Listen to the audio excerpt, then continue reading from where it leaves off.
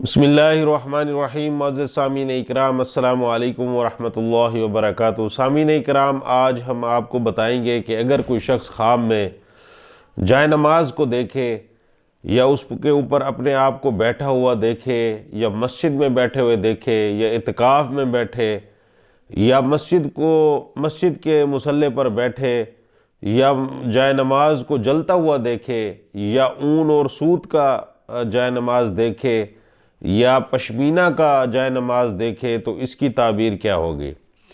سامعین اکرام، حضرت علامہ ابن سیرین رحمۃ اللہ علیہ نے فرمایا ہے کہ خواب میں جائے نماز کا دیکھنا، مصلی کا دیکھنا، یہ بہتری کی دلیل ہے۔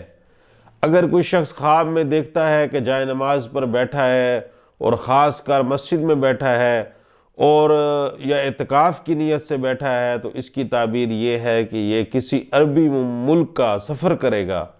اگر کوئی شخص خواب میں دیکھتا ہے کہ جائے نماز جل گئی ہے تو اس کی تعبیر یہ ہے کہ یہ اطاعت اور فرم برداری سے دور ہوگا۔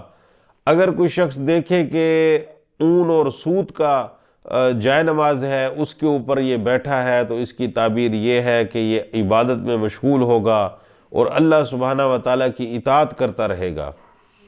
اگر کوئی شخص خواب میں دیکھے کہ پشمینہ کا جائے نماز ہے اور یہ اس کے اوپر بیٹھا ہے تو اس کی تعبیر یہ ہے کہ یہ اپنی عبادات میں ریاکاری کرے گا اور دکھاوا کرے گا اور اس کا حاصل وصول اللہ سبحانہ وتعالیٰ سے کچھ بھی نہیں ہوگا۔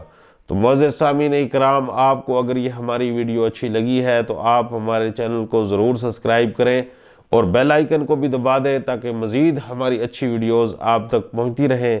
السلام علیکم ورحمۃ اللہ وبرکاتہ۔